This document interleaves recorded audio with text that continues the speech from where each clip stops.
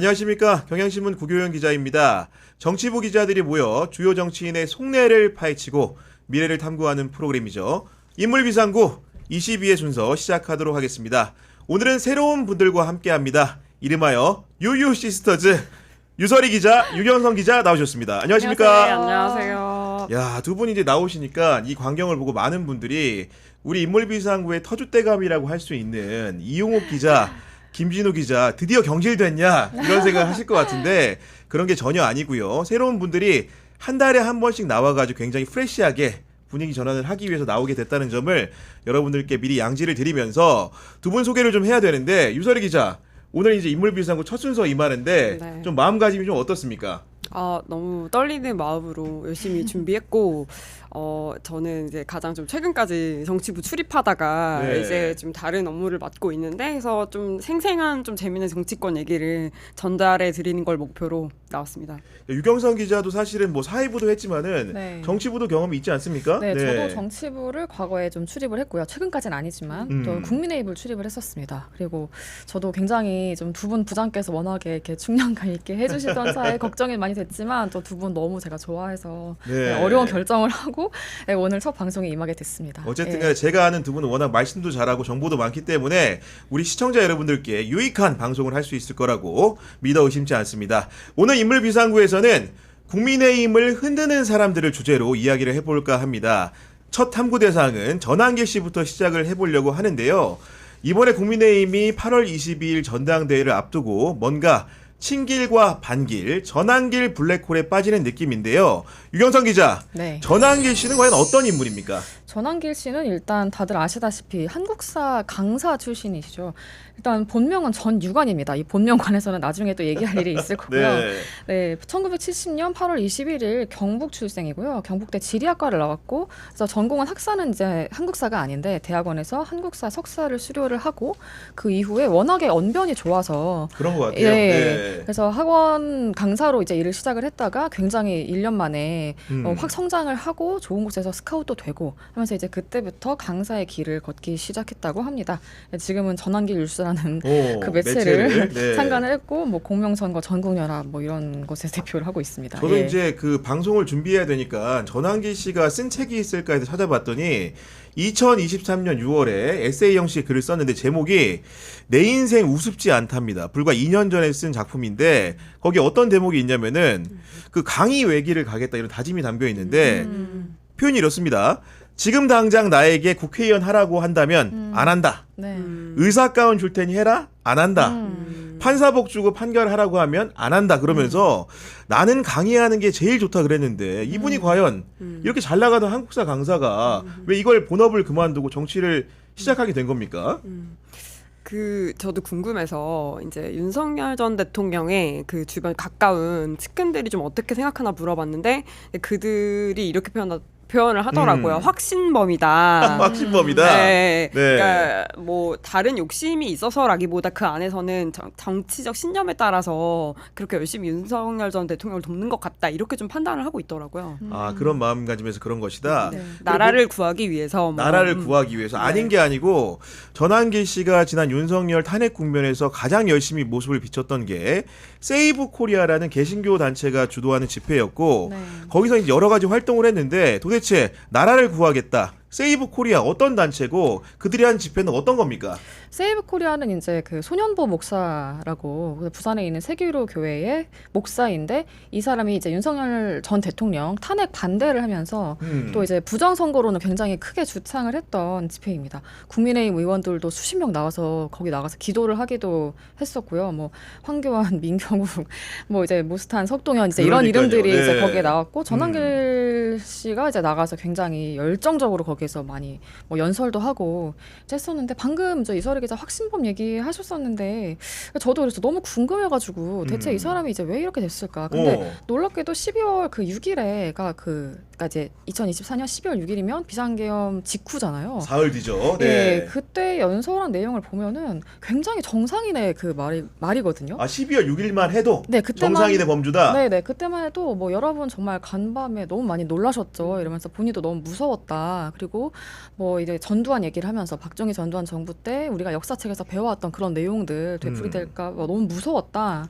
근데 여기서도 사실 자기는 정치하지 않겠다. 뭐 이렇게 얘기를 분명히 하거든요. 그러면서 오. 또 웃긴 게 이 계엄의 이유로 저희가 본인이 추론하면서 말하는 것이 뭐 지금 지도자의 부도덕이다. 그러니까 이제 배우자가 여러 가지 의혹이 있지 않느냐. 그래서 뭐 특검 요청이 오지 않았느냐.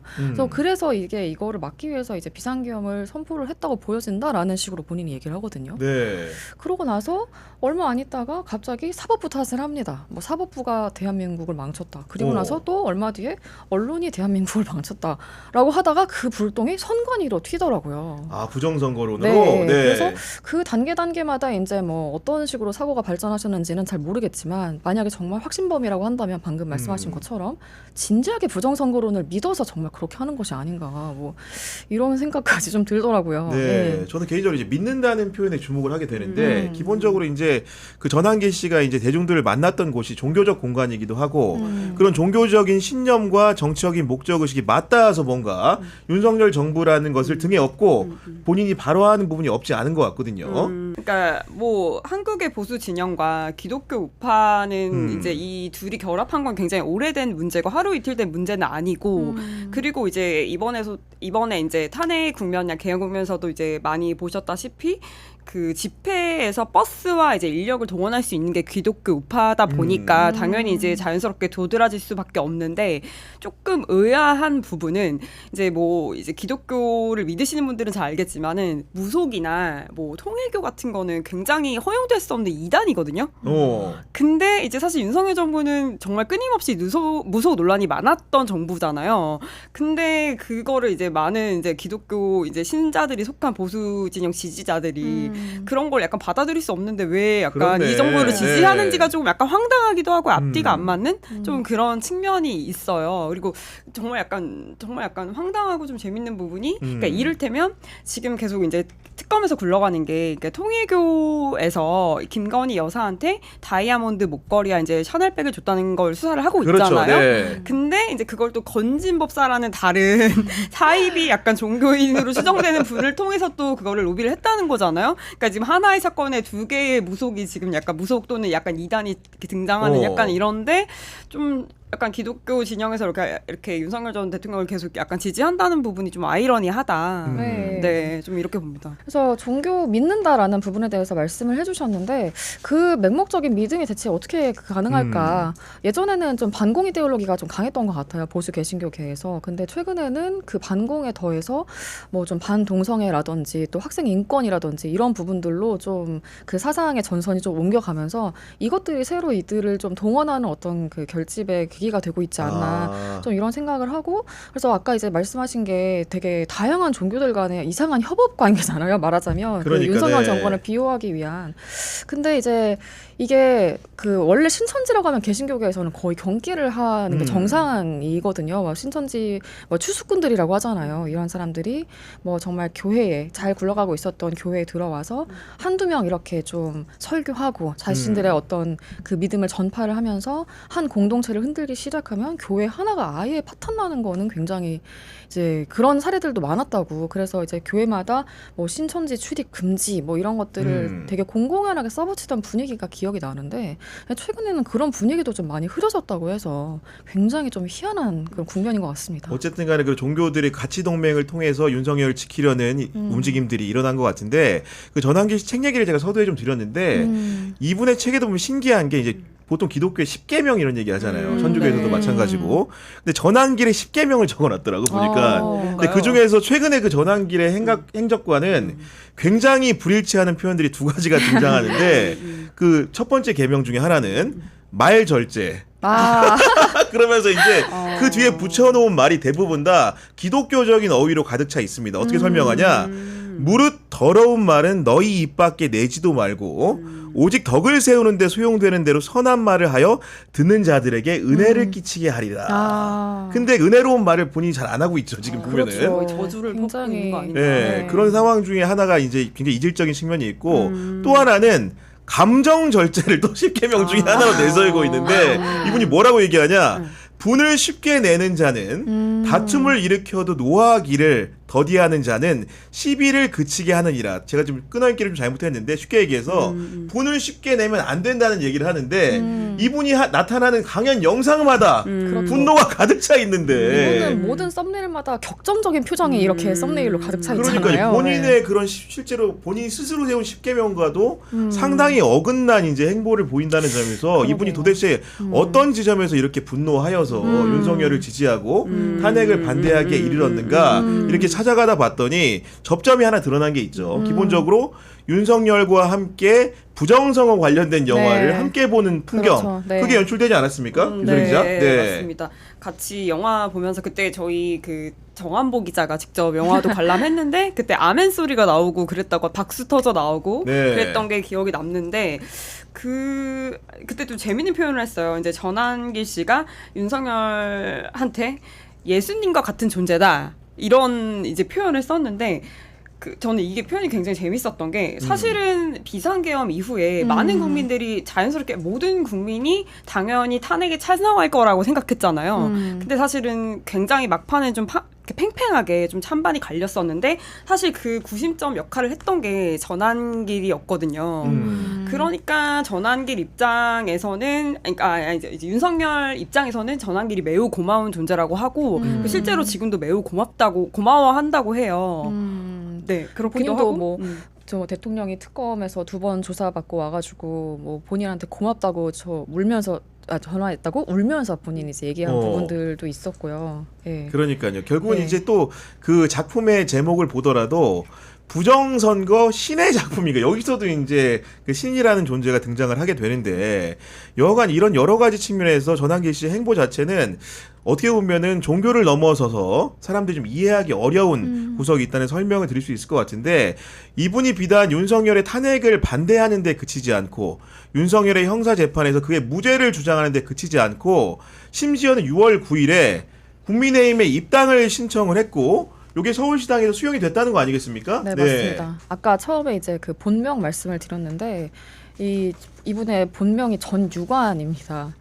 그러니까 뭐 김계리 변호사의 경우에는 본인이 이제 뭐 이름도 이제 워낙에 알려졌고 내가 입당을 하겠다라고 떠들썩하게 선언을 했고 그래서 이제 지금 입당이 받아들여지지 않고 있는데 이분은 그냥 덜컥 그냥 일반 당원으로 가입 신청을 했고 전유관이 누구죠? 이러면서 받아들여졌겠죠? 그러니까 이름을 모르니까 예, 사람들이 예. 네.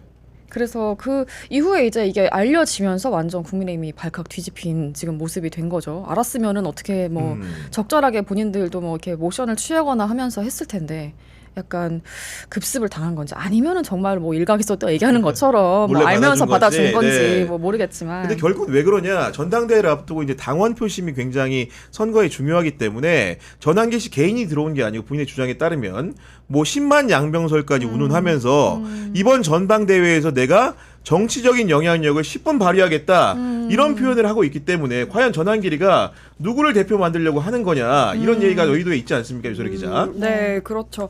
근데 이 10만 양병설에 대해서는 이제 국민의힘 내부에서도 많이 좀 부풀려진 표현이라고 보기는 해요.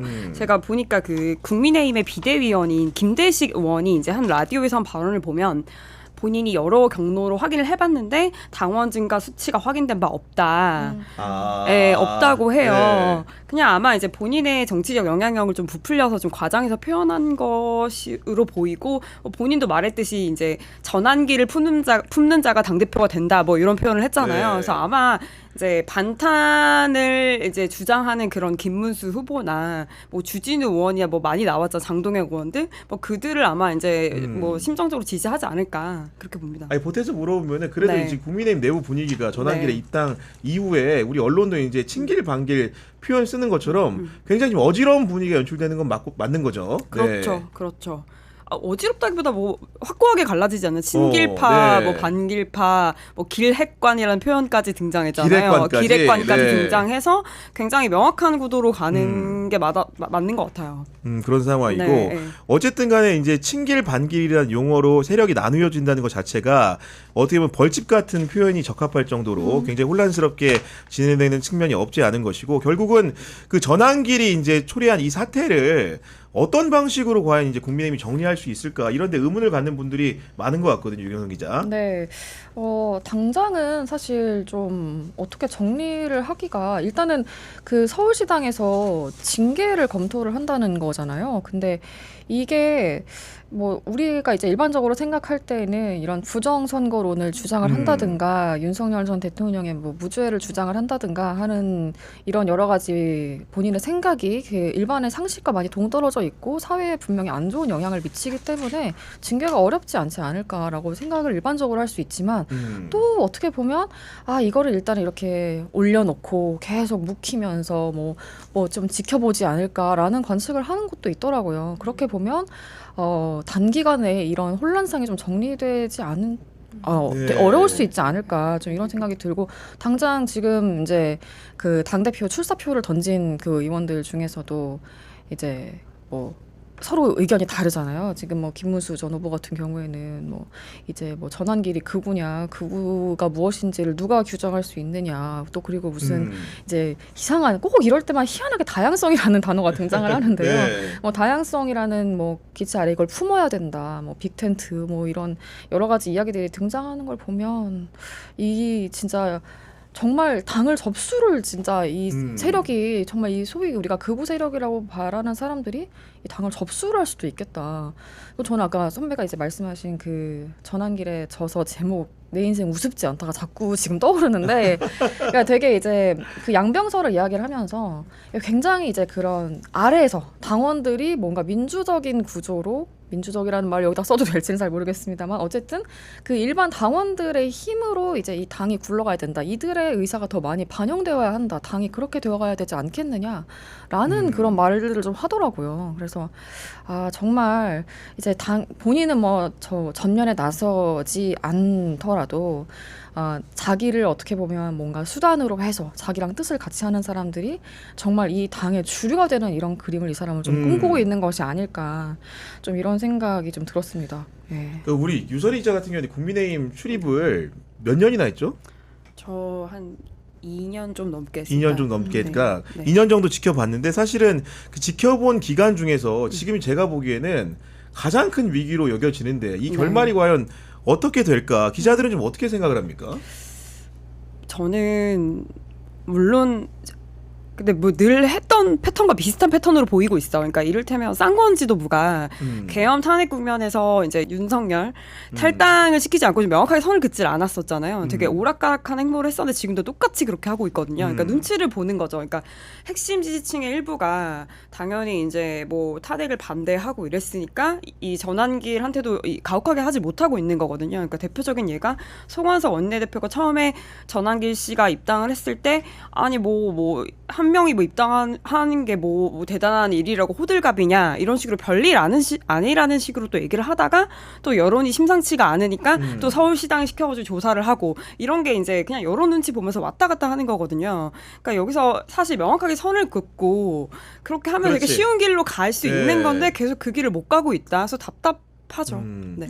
아마 답답한 상황이 낳을 참극이 결론이 지금 어떻게 될지가 굉장히 궁금하고 그 결론의 끝에는 많은 기자들이 좋은 방향으로는 가진 않을 것 같다 이런 생각을 좀 하는 것 같은데 이런 가운데 전당대회 출마한 사람들 면면을 보게 되면은 가장 먼저 눈에 띄는 인물이 장동혁 의원이 당대표 출마를 선언했는데 유설의 기자, 장동혁 의원은 어떤 인물입니까?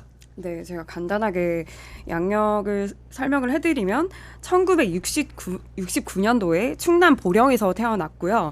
그리고 집안이 좀 매우 가난해서 급식을 먹을 수도 없어서 점심시간마다 집에 다녀왔다고 해요. 그리고 이제 머리가 좀 똑똑해서 이제 양시라고 하죠. 행정고시와 사법고시를 맞아요. 동시에 네. 패스하신 분인데 좀 특이하게도 처음에 이제 서울대학교 4학년 때 그때 행정고시에 이제 합격을 해서 이제 교육부 행정사무관으로 일하다가 그렇게 이제 한 10년 정도 일하다가 뒤늦게 사법고시를 준비해서 이제 판사가 된 이런 케이스죠. 그러니까 그런 분인데 이분이 사실 정치적으로 이제 비약적으로 성장하게 된 계기는 2023년 말입니다. 총선 전이었는데 한동훈 비대위에서 초선 의원인 장동혁 의원을 사무총장에 임명한 거 아니겠습니까, 유현성 기자? 초선 의원을 또 당 사무총장에 이렇게 임명한다는 것은 굉장히 파격적인 일이어서 사실 제가 출입할 때는 보통은 아무리 그래도 한 3선? 이 정도 재선 3선 이렇게 그래도 뭐 하고 또 당내에서 신임도 좋아야 되고 어느 정도 당 장악력이 그래도 좀 있는 사람이 하는 게 일반적이라고 그렇죠. 생각을 네. 했었는데 그래서 이제 그때 굉장히 이제 한동훈이라는 그 이름과 아주 긴밀하게 연결되기 시작한 때가 그때부터였지 않았을까 생각합니다. 그러니까요. 네. 그 우리 유설 기자는 그때 이제 사무총장이 됐을 때 출입을 했던 걸로 기억을 하는데 네. 그때 기자들이 그런 소식을 접했을 때 좀 어떤 반응을 보였습니까? 굉장히 의외라는 생각이 들었죠. 그러니까 초선이라는 그런 조건 자체도 굉장히 이제 좀 파격적이긴 한데 이제 둘이 원래 친했나? 전혀 이제 그거에 대해서 들은 기자들이 없었기 때문에 근데 다시 그때 어떻게 사무총장으로 발탁됐나를 해고를 해보면 이제 둘이 딱히 인연이 없었다고 해요. 심지어 좀 재밌는 사실이 한동훈 대표가 그때 이제 비상대책위원장으로 처음에 맞아요. 입당을 네. 하려고 했을 때 그때 이제 본인이 의총에서 이제 장동영 의원이 이걸 목소리 내서 반대를 하고 오히려 이랬던 걸로 알려져 있거든요. 그런데 이제 오히려 되게 공공연하게 한동훈 위원장에게 반대 입장을 표명을 했었는데 이제 그런 이제 장동영 의원을 발탁을 했으니까 사실 이제 둘이 딱히 관계 없었지만 좀 좋게 본 거죠. 한동훈 이제 전 대표가 좋게 보면서 장동혁을 발탁해서 사실상 이제 지금 약간 인지도가 쌓을 수 있을 때까지 좀 키워준 측면이 있는 거죠. 아니 뭐 제가 이제 아는 얘기를 좀 해드리면은 네. 사실은 한동훈 전 대표가 서울중앙지검 3차장 검사를 할 때 당시에 이제 법원을 상대로 한 수사를 개시를 했었고 그 양승태 대법원을 상대로 한 수사였는데 그 과정에서 장동혁 의원도 제가 알고 있기로는 참고인 신분이지만 조사를 받은 것으로 알고 있습니다. 왜냐하면 장동혁 의원은 전직이 법관이었고 굉장히 유능한 법관이었기 때문에 흔히들 얘기하는 법원 행정처라는 곳에서 법원의 인사행정의 실무를 총괄하는 행정처의 판사였고 역할이 국회 파견 판사였어요. 그러면서 이제 국회에 파견받은 판사라는 것은 그 조직 내에서 가장 유능한 사람을 보내는 게 아무래도 이제 입법, 행정, 사법 3륜으로 돌아가기 때문에 입법부와 사법부의 교류 역할이 굉장히 중요하고 여러 가지 의사결정이 국회에 영향을 받기 때문에 그런 부분을 잘 해결할 수 있는 사람으로서 장동혁을 발탁을 했던 거였는데 양승태 대법원, 양승태 코트에서 당시에 파견 판사를 했던 장동혁도 조사를 받을 수밖에 없는 상황이었던 거죠. 그렇기 때문에 장동혁 의원 스스로는 한동훈에 대해서 호감을 가질 일이 전혀 없는 것이고 그리고 제가 개인적으로 알고 있기로는 그 사법 처리됐던 대법관 중에 한 분이 장동혁 의원이 개인적으로 가장 존경하는 분이었기 때문에 그런 사례들을 두고 윤석열이나 한동훈의 검찰 수사 위험성을 충분히 인식하고 있는 상황에서 본인은 국회의원이 돼가지고 있는데 비대위원장으로 날라온 한동훈이 본인을 사무총장으로 지명을 하니 정말 적지 않게 당황을 했던 것 같고 제가 아직도 기억나는 게 제가 그 임명이 된 그 주에 토요일인가 제가 전화를 했어요. 개인적으로 잘 아는 사이이기 때문에 해가지고 아니 이거 뭐 사무총장 어떻게 된 거예요? 그랬더니 저한테 딱 한 말이 야 내가 대단하냐 한동훈이가 대단하지? 그 얘기는 뭐냐면은 한동훈이 본인이 그런 처지에서 조사를 받았다는 것을 알면서도 자신을 기용하는 것을 보고 스스로도 놀랐다 이런 얘기를 저한테 해줬었거든요. 그렇기 때문에 그 둘의 인연이라는 것은 굉장히 기묘한데 여하간 그 이후에 보면 또 지난해 6월에도 국민의힘 전당대회에 한동훈이 나가서 대표가 됐는데 그때 최고위원 러닝메이트를 하지 않습니까, 유설희 기자? 그렇죠. 그래서 가장 많은 득표를 해서 수석 최고위원이 되었는데요. 그때 러닝메이트로 출마한 것은 이제 그때 장도혁 의원이 가장 친한 게 핵심이었다고 보시면 될 것 같습니다. 그러니까 당연히 지도부에서 가장 이제 한동훈 대표의 목소리를 대변할 수 있는 가장 확실한 스피커를 옆에 앉혀놔야 이 지도부가 흔들리지 않고 견고하게 갈 수가 있잖아요. 그래서 그런 역할을 해줄 사람이 필요했고 그 자리에 장동혁 의원이 갔다. 그러니까 그때까지만 해도 정말 친한 게 가장 핵심이었다라고 보시면 될 것 같습니다. 그러니까요. 그렇게 보면은 보세요. 그 비대위원장 할 때 사무총장을 하고 심지어 총선을 치렀습니다. 그 이후엔 당대표 선거에 나올 때 수석 최고위원에 대해서 러닝메이트까지 했는데 도대체 두 사람은 어떤 일을 계기로 해서 갈라지게 된 거죠? 이제 이것도 결국에 비상계엄의 이후에 이제 벌어진 일들인데 탄핵 그 소추안 표결을 국회에서 두 번을 했죠. 두 번을 하고 첫 번째 표결 때는 이제 다들 아시다시피 국민의힘이 전체 불참을 하고 이제 다음에 표결을 할 때 결국 다 참여해서 소신 투표하는 것으로 가닥이 잡혔는데 그 결론을 내는 과정에서 이제 두 사람 간의 이견이 상당히 좀 노출이 됐고 그래서 그때 두 사람이 뭐 굉장히 고성을 주고받으면서 뭐 싸웠다 이제 이런 이야기들도 굉장히 좀 많이 들었던 것 같고 또 한동훈 당대표실 당시 나오면서 장동혁 의원 표정 굉장히 안 좋고 한동훈 대표는 정말 해맑게 웃고 있는 이런 네. 사진들도 뭐 이렇게 우스갯소리처럼 많이 돌아다녔고 그 과정에서 장동혁 의원이 나는 원래부터 한동훈이랑 나는 생각이 달랐다라고 말을 했다는 이제 그런 이야기도 많이 들었던 것 같습니다. 아니 근데 예. 제가 기억나는 장면은 결국 12월 3일 계엄 때 네. 둘이 이제 어떤 공간에서 어떻게 일했는가가 궁금한 건데 다시 저기 시계추를 돌려보니까 네. 그때 12월 3일에 장동혁 의원도 본회의장에 있었죠. 네. 그리고 심지어는 이제 그 나와가지고 한동훈 대표를 위시한 많은 국민의힘 의원들이 몇몇의 의원들이 둘이 뒤에 서가지고 이제 국방부 장관 김용영 국방부 장관의 뭐 즉시 사퇴를 요구하는 그런 발표를 했는데 그때 함께 도열했던 사람 중에 하나가 네. 장동혁 의원이다 보니까 도대체 그 이후에 어떤 변화가 있었던 건지 궁금하지 않을 수가 없어요. 그렇죠. 그 제가 뭐 본인과 그 주변 친한계에게 결정적으로 어떤 의견이 갈렸는지 조금 들은 얘기를 좀 전해드리면 그 결정적으로 그러니까 당대표 사퇴 여부에 대한 의견이 갈렸다고 해요. 그러니까 기억을 해보시면 이제 12월 14일 날에 탄핵 가결 그 투표가 있었는데 그 전날 밤에 13일이죠. 12월 13일에 친한계가 다 모였다고 해요. 근데 그 자리에서 장동혁 의원은 만약에 이 탄핵안이 가결되면 우리 지도부 다 사퇴해야 된다. 대표님 사퇴하셔야 된다 이렇게 얘기를 했는데 그거에 대해서 친한계 의원들이 다 반대를 했다고 해요. 아, 장동혁을 제외한 네, 제외한 전부가 반대를 했고 음. 그래서 나는 그럼 내 소신대로 하겠다 해서 이제 그때 사실상 이제 뜻이 달라지면서 이제 다른 길로 가게 된 거죠. 그리고 그 다음 날에 이제 결국은 이제 탄핵이 가결이 됐고 의원총회에서 나는 내가 원래 예고한 대로 난 사퇴를 하겠다 해서 사퇴를 하게 됐는데 조금 재밌는 일화가 근데 본인이 사퇴하고 나서 그때 이제 같은 친한계였던 진종호 최고위원도 같이 네. 줄줄이 사퇴를 했어요. 근데 좀 본인은 당황했다고 해요. 나 왜 나만 사퇴하면 되는데 왜 같이 왜 사퇴를 하지? 약간 이건 뭐 약간 재밌는 비유하긴 한데 하여튼 뭐 그때 아마 분위기에 휩쓸려서 이제 진종호 의원도 사퇴하지 않을 수 없는 그런 환경이었겠죠. 그때 뭐 물병도 날라오고 굉장히 험악했잖아요. 하여튼 그래서 이제 제가 생각하기로는 결국은 이 당대표 사퇴 여부에 대한 이런 의견이 달라서 그런 것이 아닌가. 일단은 표면적인 이유는 그렇습니다. 그러니까요. 이제 그랬다가 장동혁 의원이 또 정치적인 수면 위로 올라와서 자기 역할을 하기 시작하게 된 게 아까 전한길 씨 얘기를 하면서 언급을 했던 그 세이브 코리아의 국가비상 기도회에 참석을 했고 거기에 대해 가지고 이제 여러 가지 이제 말을 하게 되면서 이분의 그 어떻게 보면 윤석열에 대한 어떻게 보면 지지라고 해야 될까요? 그런 성향을 드러낸 거 아니겠습니까?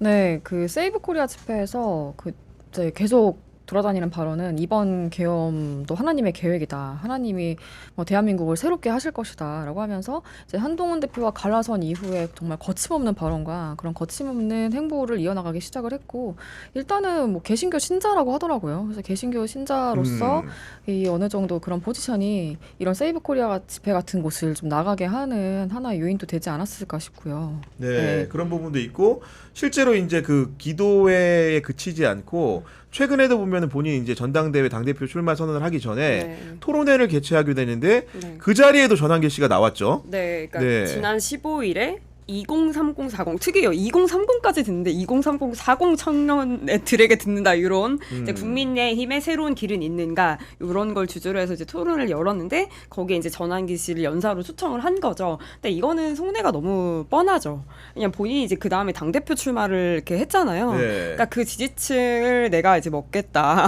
근데 그거에 대한 이제 의도가 되게 뻔히 보이는 네. 그런 의도로 부른 거겠죠. 아니 뭐 새로운 길을 모색하는데 하필이면 또 전 한길을 불러와가지고 아, 그 한길을 찾았다는 데서 굉장히 그 재밌는 포인트가 아닐 수가 없는데 어쨌든 간에 저도 이제 기본적으로 장동혁 의원을 알고 있고 네. 두 분도 장동혁 의원을 음향으로 알게 될 텐데 정말로 이제 저희도 좀 의아하니까 우리 시청자 여러분들 더 그럴 것 같은데 도대체 왜 이렇게 바뀐 건가? 그 해석을 유서르 기자는 좀 어떻게 하고 있습니까? 제가 정말 저도 개인적으로 장동영 의원 굉장히 개인적으로 가깝기도 하고 되게 좋아했던 의원이어서 고민을 많이 해봤는데 이제 크게 두 가지 이유가 있다고 봐요. 이제 그 장동혁 의원의 말과 이제 주변의 의원들의 이제 말을 종합해서 정리를 해보면, 그러니까 하나는 결국은 정치적 소신이 많이 크게 달랐다. 이제 뭐에 대한 게 달랐냐면, 그러니까 대통령 탄핵에 대한 대처법이 서로 달랐던 거죠. 그러니까 한동훈 대표의 경우에는 이제 본인이 탄핵에 찬성을 던지기도 했고, 지금도 이제 당이 반성하면서 개혁적인 방향으로 나아가야 한다, 이런 입장이잖아요. 근데 장동혁 의원은 이제 기본적으로 어떤 스탠스냐면, 그러니까 한번 박근혜 대통령 때 탄핵을 당한 정당이 또 탄핵을 당하게 되면 이제 국민의힘 패족된다. 완전히 몰락한다. 네, 정권 재창출이 불가능하기 때문에 우리는 똘똘 뭉쳐서 이 당을 지켜내야 한다. 근데 이 생각은 그 이제 나경원 대표라든지 이제 권성동 대표 같이 한번 탄핵을 경험했던 중진 의원들도 되게 비슷한 생각을 가지고 있어요. 네. 그러니까 이제 결국은 그런 비슷한 생각을 가진 사람들과 함께 갈 수밖에 없었던 상황인 것 같고, 그리고 두 번째는 이제 결국은 이제 본인 정치를 하고 싶다는 그런 욕심을 빼놓고 얘기할 수는 없을 것 같아요. 그러니까 이제 그동안은 한동훈 핵관, 뭐 내가 누구의 이제 어떤 사람이다라는 게 아니라 이제 나는 본인 정치를 하고 싶다. 장동혁 스스로가. 네, 그렇죠. 그래서 이제 어느 정도 인지도도 쌓았겠다. 내가 이제 한번 이제 당 대표도 도전해 보면서 내 체급을 올리겠다. 이렇게 하려면 결국은 이제 확실한 이제 극우 그 보수층의 어떤 지지층을 안고 가야 되거든요. 네. 그렇기 때문에 결국 이렇게 좀 확실한 노선을 갈 수밖에 없지 않았나라는 생각이 듭니다. 우리 유경성 기자 어떻게 해석합니까? 저는 좀 이 김태흠 전 의원, 이게 지금 그분의 지역구를 이 사람이 이제 물려받아서 그렇지, 지금 네. 의원을 하고 있잖아요. 그래서 뭐 그런 썰도 있더라고요. 이제 김태흠이 이제 지역구를 물려줬는데 김태흠이 지금 탄핵에 반대하는 입장이다. 그래서 아직까지는 이게 지금 초기니까 사실 1년밖에 안 됐잖아요. 의원들은 지금 그러니까 지금 22대에서 그러니까 네. 그걸 생각을 했을 때 본인한테 지역구를 물려준 사람의 의견을 완전히 좀 거스를 수는 없는 좀 그런 입장도 좀 있을 것이다, 이렇게 보기도 하더라고요. 그래서 말씀하신 것처럼 본인 정치하고 싶은 그런 것도 있고, 정치인들은 무조건 한번 체급이 컸다고 생각하면 막 몰빵해서 베팅하는 성향이 있으니까 좀 그런 것도 작용을 했을 것 같다는 생각이 좀 듭니다. 그러니까 사실 이분이 재선이긴 하잖아요. 처음에 이제 재보궐로 들어가고, 그러고 이제 22대에서 다시 출마를 해서 작년에 이제 당선이 된 건데, 어쨌든 총 기간으로 보면 한 3년 좀 넘은 거니까 초선의 임기라고 치면, 저는 사실은 이 보통은 이제 옛날에 그 저도 외출입을 할 때 보면 당에서 이제 무슨 일이 벌어졌을 때, 그리고 이 당 내부의 의견과 외부의 의견이 크게 달라졌을 때 보통은 초선 의원들이 우리가 이래서는 안 됩니다라는 말을 하는 포지션이잖아요. 근데 이분은 초선인데 누구보다 그렇게 윤석열과 너무나 수많은 이해관계를 같이 하고 수개월을 동고동락했던 사람인 것처럼, 정말 뭐 나경원, 뭐 무슨 뭐 윤상현 이제 이런 네. 의원들과 같은 어떤 이런 처지를 좀 공유하고 있는 것 같아서 그게 좀 되게 신기하더라고요. 인식 속에서는 아직 초선인데, 물론 뭐 초선이라고 해도 지금 이제 국회 구성 자체가 예전에 공천을 받을 때 뭐 굉장히 친윤 그 공천이 됐기 때문에 그런 거를 감안을 한다고 하더라도, 진짜 요즘에 초선 의원들은 좀 많이 다른 건가? 이런 생각도 뭐 좀 이걸 했습니다. 정확하게 얘기하면 네. 초선이라고 하기보다는 네. 뭐 좋게 얘기하면 재선이고, 그렇죠. 좀 깎아서 얘기하면 1.5선 네, 뭐 네. 이 정도로 이제 봐야 될 것 같은데, 여하간 이제 저 같은 경우에도 이제 장동혁 의원을 워낙 예전에 판사할 때 사석에서 자주 봤기 때문에 제가 봤던 그 사석에서 봤던 장동혁 같은 합리성이라는 게 지금 뭔가 지금 굉장히 극우적인 측면을 노출하는 것이 솔직히 전 굉장히 생경하게 느껴져요. 네, 저도 너무 생경합니다. 왜냐면은 우리 기자들과의 대화를 해보더라도 그 완벽하게 이제 이 사람이 보수 인사라는 표징이 어려울 정도로 사실 사석에서 얘기하는 말들은 대부분 다 진보적인 담론까지도 끌어안는 사람이었는데, 어느 순간 이제 그 어떻게 보면 극우적인 집회에서 윤석열을 맹목적으로 이제 뭔가 지지하는 듯한, 그리고 당을 지키려는 듯한 태도를 취한 거 봤을 때 굉장히 어색한 느낌이 들면서, 개인적으로는 정말로 그 장동혁이라는 사람이 지금 하는 행위가 본심에서 우러난 것인가, 아니면은 본인이 정치적인 단계로 올라가기 위한 하나의 발판을 위해서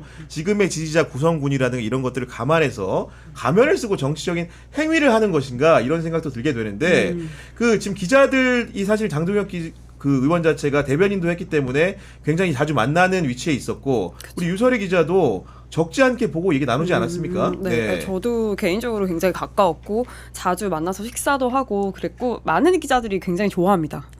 기자들한테 인기가 많은 의원 중에 한 명이에요. 그러니까 아까 말씀하셨듯이 굉장히 합리적이고 성격도 좋고 너무 스킨십이 좋아요. 맞아요. 예. 술도 잘 먹고 전화도 잘 털털하고 받고. 전화도 잘 네. 받고. 그래서 이제 많은 사실 기자들이 이 사람은 잘 키워서 당대표로 키우고 나중에 대선 후보도 될 수 있다 이렇게 좀 점쳤던 굉장히 괜찮은 이 국민의힘 인재 풀이었었는데 지금 이렇게 조금 극우 스탠스로 가면서 기자들이 굉장히 당황해하고 있죠. 그러니까요. 결국은 이제 그 전당대회 출마를 했으니까 결국 승자가 될지 아닐지를 지켜봐야 되는 상황인데 이런 여러 가지 탄핵 국면이라든가 이런 전당대회 얘기를 하다 보니까 또 생각나는 사람이 윤상현 의원을 빼놓고는 얘기할 수가 없을 것 같은데 왜냐면은 어쨌든 간에 관저정치라는 말을 처음 불러온 사람이기도 하고 윤석열 탄핵 국면에서 누구보다도 앞서가지고 윤석열 지키기에 나섰던 사람인데 윤상현 의원은 대체 어떤 인물입니까? 네, 간단하게 프로필 정리를 해드리면 1962년도에 충청남도 청양에서 태어났고요. 그리고 서울대 경제학과를 졸업했습니다. 이분은 대통령 사위, 재벌가 사위라는 두 가지 타이틀을 얻은 걸로 매우 유명한데 네. 먼저 이제 대통령 사위를 어떻게 됐는지 요거를 간단하게 좀 설명을 해드리겠습니다.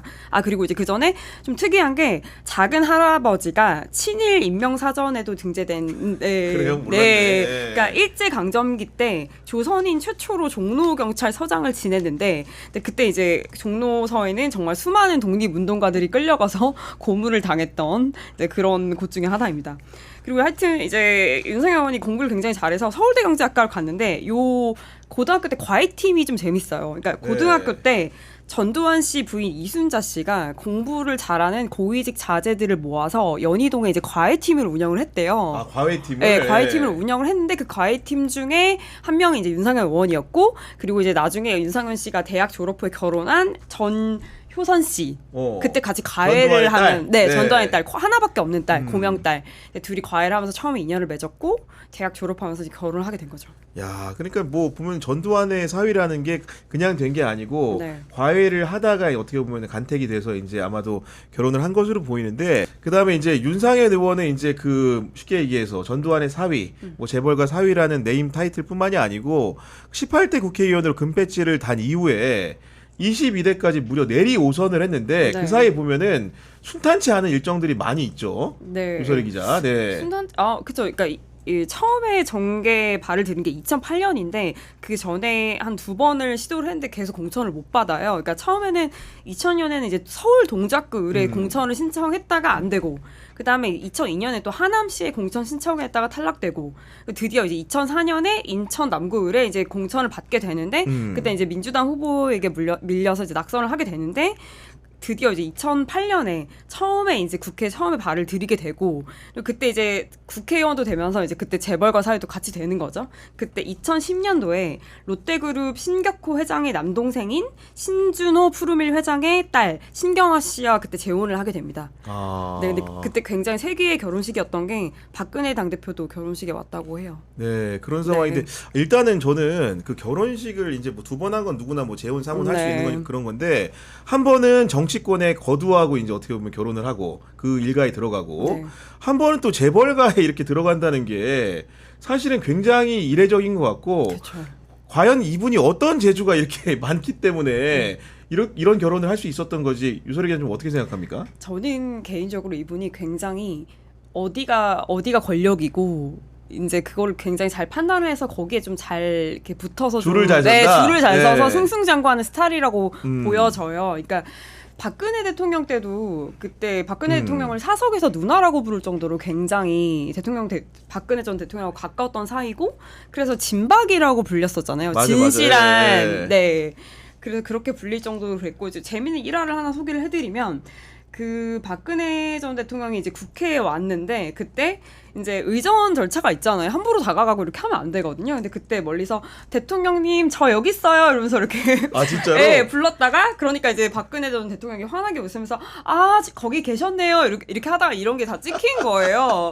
그래서 이제 정진석 당시 이제 국회 사무총장이었는데 이제 공개적으로 화를 내면서 다음부터는 함부로 들이대지 말고 국회 의전 절차를 좀 존중해라. 이런 얘기를 들었을 정도로 근데 굉장히 이분이 만나 보면은 그 스킨십이 좋고 엄청나잖아요. 엄청나신 분이에요. 유들유들하고 네네네. 뭐 그냥 그러신 말도 분이라서. 네. 그- 아니 저 같은 경우에도 뭐 여러 가지 얘기 듣지만은 네. 저는 개인적으로 한번 통화를 해봤는데 네. 제가 이제 경찰 전직 고위 간부하고 이제 밥을 먹다가 참치집에서 그분이 저한테 얘기를 윤상현 의원하고 자기가 가깝다고 말씀을 많이 하시더라고 그래가지고 그 자리에 점심 자리였는데 갑자기 저한테 구 기자 한번 통화할래? 그래가지고 이제 바로 했더니 역시나 이제 보통 이 정치인들이 보면은 우리가 수학이 너무 음성을 들어보면 이 사람이 얼마나 유연한지가 측정이 잘 되는데 예를 들면 바로 이제 말을 놓고 편하게 얘기하는 사람도 있고 아니면 어떤 사람은 굉장히 어려워하면서 짧게 단문으로 끊는 사람이 있는데 이분은 뭐 전혀 재고 가리는 게 없는 사람으로 여겨지는 사람이고 그리고 이미 소문이 난 게 대한민국에서 가장 많은 형 동생을 보유한 사람일 거다. 그렇죠. 호영호제가 그렇게 많은 사람이다. 맞습니다. 그 얘기는 격식이 없이 뛰어넘어가지고 주변에 정말로 편하게 지내는 사람이 많다는 거 아니겠습니까? 뭐 그렇죠. 네, 그런 면모가 또 아까 얘기했던 것처럼 전두환의 사위였고 그 롯데가의 사위였는데 이렇다는 데서 사람들이 네. 좀 정치적으로 매력을 느끼는 게 아닐까라는 생각도 해보는데 유경선 기자님 어떻게 생각합니까? 네, 워낙에 그렇게 좀 변죽이 좋다고 할까요? 이제 그런 게 어떻게 보면 또 막 그 어떻게 보면 좀 힘이 있는 곳이 어딘지를 좀 잘 알아본다는 그런 감각과 함께 여태까지 이렇게 오선 의원이 되는 동안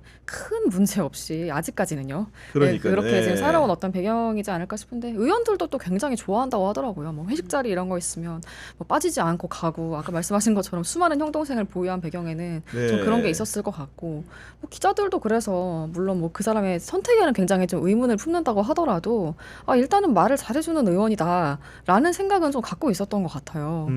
그래서 이제 이분이 그 국민의힘이 처했던 첫 번째 탄핵의 강 때 그 강을 건너느냐 마느냐 할 때 박근혜 탄핵 때 그렇죠. 이제 4선 때 그래서 이제 무소속으로 당선이 됐었잖아요. 그때는 이제 당에서 그 탄핵 이후에 발을 좀 붙이지 못하고 그러다가 나중에 이제 다시 받아들여진 건데 그때도 틈만 나면 계속 이제 의원들이 아, 이제는 윤상현 의원 받아줘야 되지 않겠느냐 이런 말들을 계속 했었던 것 같아요. 아 예. 그런 말을 많이 했다는 네. 것이고 근데 어쩌다 보니까 이제 박근혜와의 관계 이런 것들은 좀 이렇게 서사가 이해가 좀 되는 측면이 있고 그 이후에 이제 윤석열과의 관계 형성을 또 하게 되고 심지어는 이제 탄핵 국면의 전환길과도 약간 가까운 모습을 보이는데 네, 지금 일부에서는 뭐 친길파라는 얘기도 서슴지 않고 하고 있죠. 네. 네. 네. 네, 그 전에 좀 제가 어. 좀 우리 인물 비상구를 위해 최초 공개하는 아이템을 하나 준비해가지고 그러니까 네. 하나 재밌는 얘기 좋습니다. 기화를 하나 네. 풀어드리자면 그 앞서 이제 우리가 그런 평가를 내렸잖아요. 권력에 좀 잘 붙어서 승승장구해온 인물이다. 그러니까 박근혜 대통령 때는 진박이었고 윤석열 대통령 때도 그 잘 알려진 찐윤이었거든요. 그러니까 제가 그때 캠프 때 평가를 들어보면은 그때 대선 캠프 초반에 대통령한테 바로 형이라고 불러가지고 사람들이 뭐야 왜 저래 약간 이렇게 눈살을 이게 저 찌푸릴 정도로. XX 뭐야 이랬겠지 보니까 네. 그렇죠. 저 새끼 뭐야 이런 얘기를 들을 정도로 이렇게 네. 칭하를 하여튼 좋아서 그렇게 해서 많이 가까워졌던 걸로 보여요. 그러니까 제가 듣기로는 그 관저에 항상 그 의원들을 불러서 술을 먹는 멤버들이 있었는데 그 중에 항상 단골 멤버였다. 아 윤석열의 관저 술 멤버 중에 네. 가장 핵심적인 인사가 윤상현이다. 네. 뭐 그래- 대선 전부터 아크로비스타 술친구였다고 뭐 아크로비 대선 그쵸. 전부터도 뭐 네. 그 관저 가서도 계속 핵심 술자리 멤버였다고 들었는데 근데 재밌는 얘기가 뭐 그렇게 이 얘기만 들으면은 뭐 이제 윤핵관들도 있는데 그럼 윤상현이 알고 보니 더 실수였던 거 아니냐라는 생각이 드는데 그냥 술만 먹는 멤버였던 걸로 보여지는 게 이제 제가 윤석열이 모 의원들에게 뒷담화랄까 이런 재밌는 얘기를 하나 들어서 좀 전해드려 볼게요. 윤석열이 한 뒷담화? 윤상현에 네. 대해서 한 평가를 좀 들었는데 약간 제가 듣기엔 거의 뒷담화에 좀 가까운 좀 이런 얘기인데 뭐라고 하냐면 얘랑은 그냥 술만 먹어야지 진지한 얘기를 할 필요가 없다.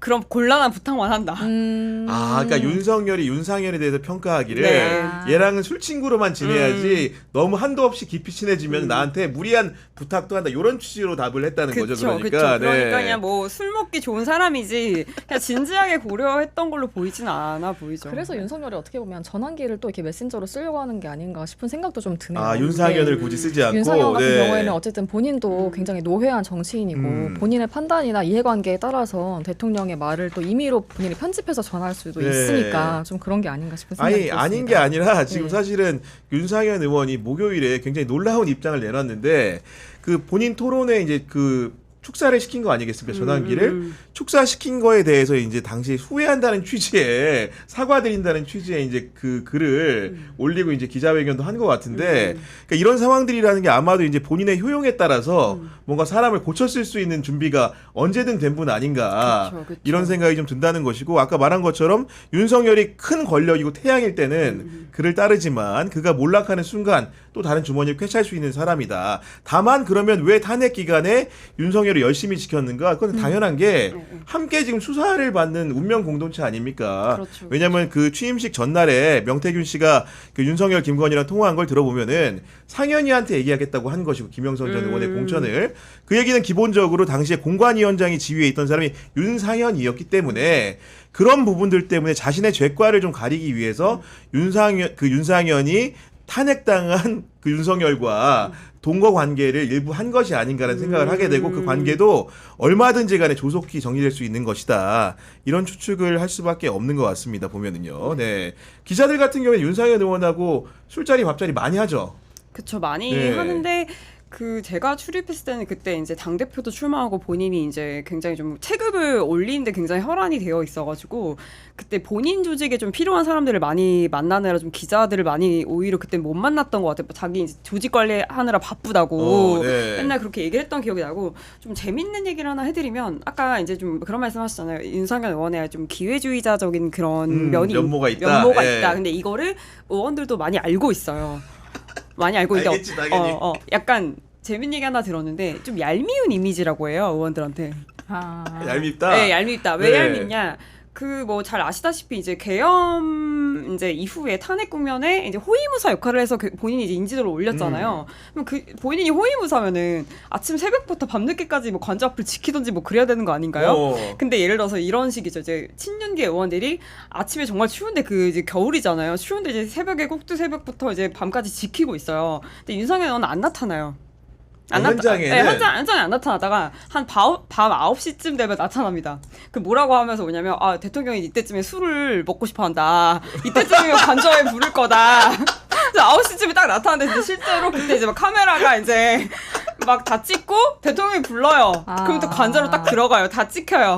호위무사 되는데 이제 의원들은 아 뭐야 나 아침부터 그러니까 윤석열 있었는데. 입장에서 봤을 때는 다 같이 예. 아침부터 밤늦게까지 기다린 사람으로 보이죠. 보이는데 윤상현은 적절하게 딱 부를 타임에 나타나가지고 그렇죠. 딱 카메라 들어간다. 다 찍히고. 네. 근데 이제 의원들 입장에서는 진짜 너무 얄밉네요. 얄미운 거예요. 이게 5선의 짬이다 네. 이러면서 그래서 되게 얄미워했다는 이제 여러 이제 의원들의 약간 토로하는 거를 들었습니다. 야, 그렇죠. 정말로 이제 그런 상황인 건데 여하간 이제 최근에 국민의힘 상황을 보면은 굉장히 진짜 눈 뜨고 참 볼 수 없는 형국인 게 그 혁신을 부르짖는 사람들의 목소리가 씨알도 안 먹히는 상황이고 지난번에 안철수 혁신위원장을 그 내정했다가 바로 또 이제 본인이 그만두는 사태가 있었고 이번에 또 윤희숙 위원장이 등장을 해가지고 뭐 이런 얘기 하죠. 뭐 이래저래 하면서 그 당에서 내분이 정리가 돼야 된다. 인적 청산을 부르짖으면서 나왔는데 윤희숙 위원장은 어떤 분으로 알려져 있죠?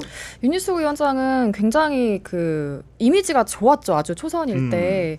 그 다 기억하시겠지만 나는 임차인입니다라는 그 국회 본회의 5분 연설로 네. 아주 스타덤에 올랐고 그러다가 이제 그로부터 한 1년 정도 뒤에 이제 그 아버지의 부동산 투기 의혹이랑 이제 이런 것들이 터지면서 스스로 의원직을 던졌습니다. 근데 그럼에도 불구하고 어쨌든 KDI 출신에다가 굉장히 경제나 이런 쪽에 해박한 지식을 가지고 있다는 점을 굉장히 어필을 많이 하면서 의원직을 그만둔 후에도 당에서 뭐 정책 관련해서 특위를 만든다고 할 때 항상 뭐 이름이 자주 불렸었고 불렀어요. 네. 여의도 연구원장도 했었고 그리고 이제 마치 좀 이렇게 유승민계 같은 그런 이제 이미지가 있잖아요. 그 당 내에서 아주 주류는 아니라고 할지라도 수적으로 그 좀 능력이 좀 있으면서 네. 좀 쓴소리를 한다 그런 이미지로 많이 사람들이 인식을 하고 있고 그래서 이번에 혁신위원장이 된 것도 좀 그런 이미지 때문에 이제 좀 불려온 게 아닌가 좀 그렇게 생각을 할 수가 있을 것 같은데 문제는 이제 너무나 말씀하신 것처럼 CR도 안 먹히고 있다는 이 현실이 네. 정말 네. 그러니까 일단 뭐 4명을 언급했는데 나경원, 윤상현, 장동혁, 송원석인데 이미 우리가 지금 그 4명 중에 2명을 지금 다뤘고 나머지 2명에 대해서는 탐구를 안 해봤는데 이렇게 콕 집어서 인적 청산을 해달라고 한다. 이게 사실은 국회에서 흔한 일이 아니잖아요. 유소리 기자. 그렇죠. 아니, 그리고 앞뒤가 안 맞는 게 처음에 본인은 그 안철수 의원 나갈 때 인적 뭐 쇄신 뭐 이런 거 안 한다고 했었잖아요. 근데 갑자기 저는 이렇게 4명을 하니까 뭐지? 약간 이런 의원들도 굉장히 당황해한다고 하고요. 네. 네. 그러면서도 쌍권은 거기서 빠져 있고. 그쵸. 네. 쌍권은 빠져있고. 그러니까 안철수는 원래 그런 쌍권 게. 나가라고 했다가 네. 안 받아들여지니까 나간 건데 윤희숙은 쌍권 빼고 네. 지금 이 4명을 호명하다 보니까 이런 네. 혼선이 있어 보이는 거죠. 그렇죠. 네. 그렇죠. 뭐 이 4명을 이제 굳이 분류하자면 이제 나경원 의원, 윤상현 의원, 그다음 장도영 의원은 이제 관저 앞에서 가장 열심히 이제 윤 전 대통령의 이제 탄핵을 막았던 인물들이고 송원석 의원 같은 경우는 지금 사실 개혁을 좀 막는 인물이라고 볼 수가 있죠. 인적 쇄신을 이제 막는 인물이니까 그런 사람들 다 나가라.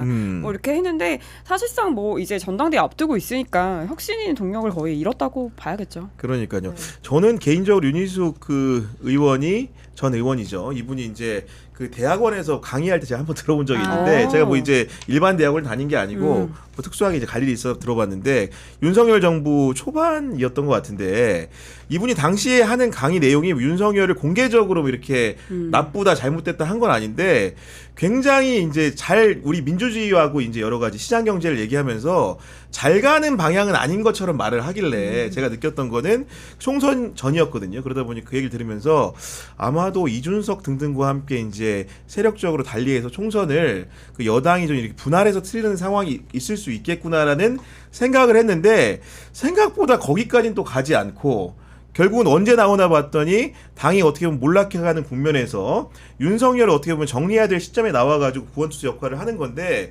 뭔가 좀 이렇게 그 배포가 통상의 큰 정치인이 되기 위해서 가져야 되는 그런 도전 정신, 결단력 이런 거는 약간 학자 출신이라서 부족한 게 아닌가 좀 네. 생각을 해보게 됐거든요. 네. 사실은 결단력이 좀 있는 줄 알았어요. 사실 처음에는. 왜냐하면 그러니까 본인한테 어떤 의혹이 제기가 됐다고 해서 이제 의원직을 던진다? 이게 뭐 그래 뭐 이제 의혹이 있으면 깔끔하게 털겠다는 의지를 표명한 건 알겠는데 굳이 네. 저렇게 하나? 뭐 좀 신기하다라고 생각을 했었죠. 근데 그러고 나서 대선 출마를 선언을 했었잖아요. 그래서 이게 본인이 물론 뭐 정치인이 이제 되게 가장 두려운 게 좀 잊히는 거기도 하고 하니까 이제 의원직은 그만둔 상황에서 대선 나간다고 하면서 이제 좀 본인의 체급을 좀 키우려고 하는 건가? 굉장히 뭐 배팅을 한 번에 세게 하네.